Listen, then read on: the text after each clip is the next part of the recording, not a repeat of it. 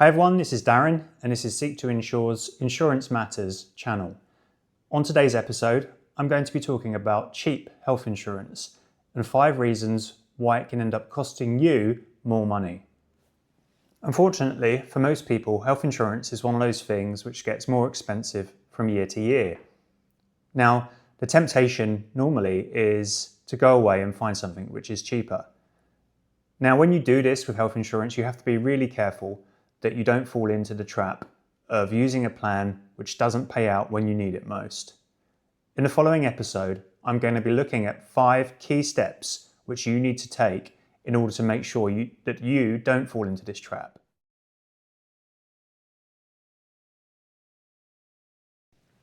The first thing that you need to look out for with cheap health insurance plans is cover limitation.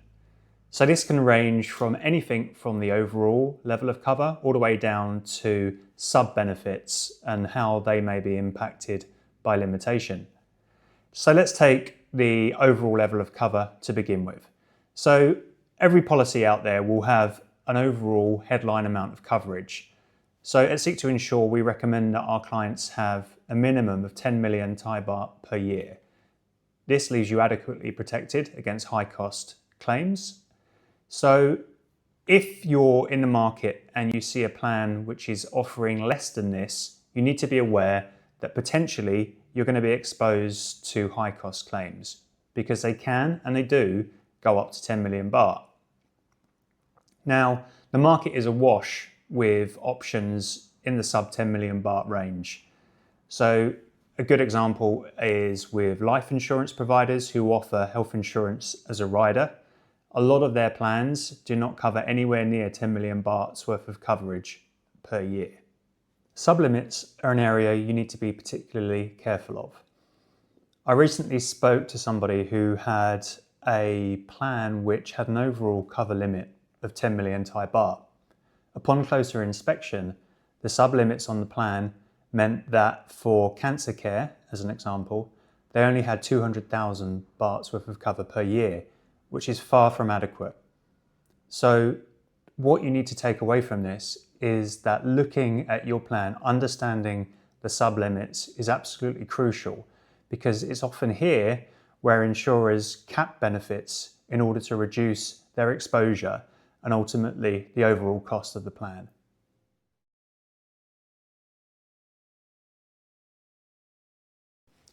Another point for you to check for is the use of schedules in health insurance. This again is very common with life insurance providers. If you're looking at the terms and conditions of the plan, more often than not, you will see a schedule of coverage. This is a list of common health conditions along with a percentage of the overall benefit that the insurer will pay out in the event of you needing to have that specific surgery. In effect, what this means is it limits the amount that the insurer will pay if you need to have one of these surgeries. It's a common way to avoid paying out in full and therefore limiting your level of coverage.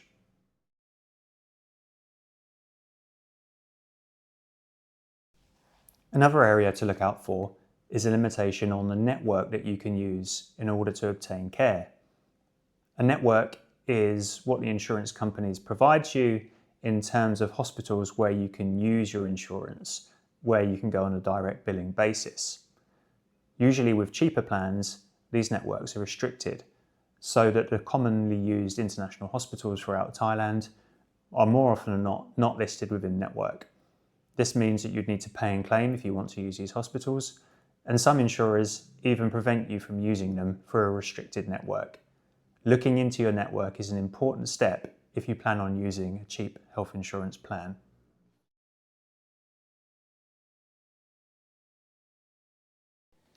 Point 2 of the episode is about the legal standing of the insurer that you're going to use.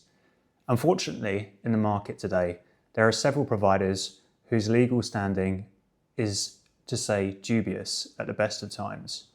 These are providers who, when you look into them, it's very unclear as to where they are located, where they're based, where they are regulated. In return, they're offering cheap premiums. But as the age-old saying goes, if it's too good to be true, it probably is. At Seek to Insure, We've had a case in the last year of somebody moving away from us to one of these cheaper providers, and unfortunately things didn't turn out so well. Within 6 months, the man in question was unfortunately diagnosed with cancer. The insurer that they moved to didn't pay out. Now, in terms of doing your due diligence, it's really important that you check out the website, check out where this proposed company is regulated, and make sure that they're legitimate. Because ultimately, if they're not, you're the one who's going to be paying for it later down the line when they reject your claims. Now, I'm not able to name any specific companies for obvious reasons, but it's quite clear when you look at their websites, when you look into their setup, that such companies are not legitimate. They don't have adequate funding. And ultimately, the people who are using them are going to end up facing high cost bills later down the line. At Seek to Insure, we do due diligence on all of the health insurance providers that we work with to make sure that they're adequately funded and that they are regulated. The reason behind this is so that when the test of a high cost claim comes along, they meet that obligation and you are paid for your claims.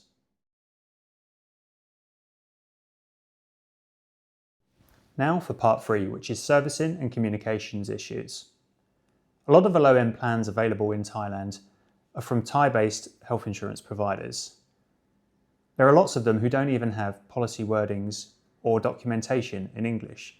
So how are you, as a customer, supposed to work out whether or not such plans are what you need? At Seek to Insure, we only work with providers who have English language documentation, because the majority of our clients deal predominantly in English, and they need to be able to see documents which are in English so that they can work out whether or not the plans which they're considering meet their needs.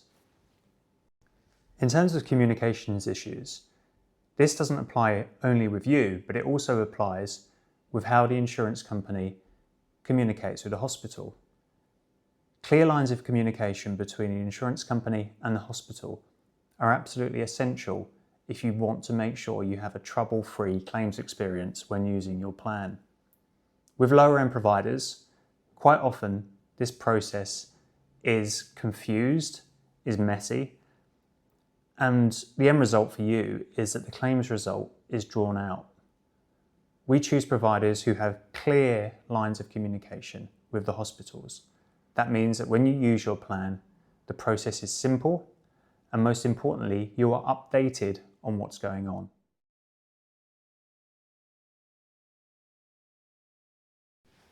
The fourth point that you need to look out for is the overall reputation of the company that you're using in terms of paying claims. Now, in terms of reputations, this is something which is always developing in the market and is always changing. Reputations are fluid. As part of the work that we do, we're constantly assessing the ability of insurers to pay claims on time and without hassle. Unfortunately, with a lot of the lower end providers, claims are not a simple process. There are often delays, there are often disputes. So this is something you really need to consider when you choose a low end provider. Are they going to pay your claims? If so, how simple will it be for you?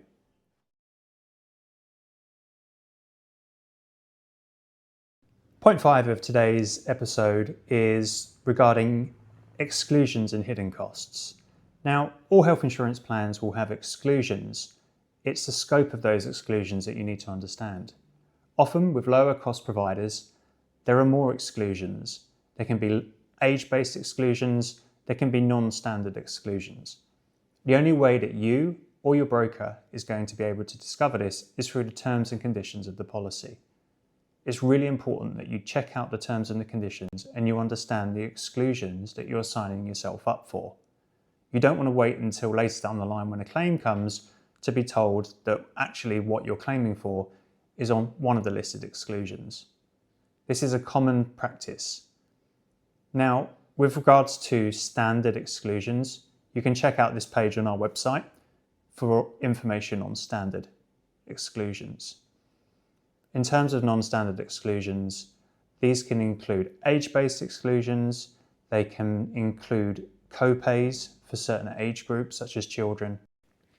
In terms of your personal exclusions, it's important that you ask your insurer if they'll be prepared to reassess them at any point. If, for example, your condition resolves, then you want to be able to go to the insurer with medical evidence and ask them at renewal to remove that condition. To summarise, using a cheaper provider may sound like it's the best option for you. However, as we've shown in this episode, there are a series of issues you need to watch out for to make sure that you don't get stung. If you want to discuss this on an impartial basis, please contact us. We're more than happy to discuss quotes that you've had from other providers and to make sure that you are not being cheated. Please contact us today at info@seektoinsure.com. Please subscribe to our channel for further updates as we go on through the episodes.